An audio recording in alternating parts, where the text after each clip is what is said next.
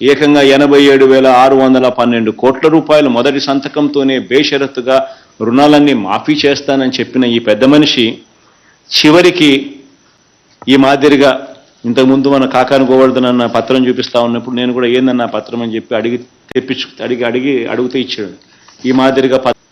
ఈ మాదిరిగా రైతన్నులందరికీ కూడా బేషరతుగా మొదటి సంతకంతో 87,612 కోట్ల రూపాయల రుణాలు మాఫీ చేస్తానని చెప్పి చివరికి చంద్రబాబు నాయుడు గారు ఆ 87,612 కోట్ల రూపాయల మీద పడే వడ్డీ చివరికి 0 వడ్డీ అనే పథకాన్ని కూడా ఈయన ఎగరగొట్టేశాడు ఇవ్వకుండా.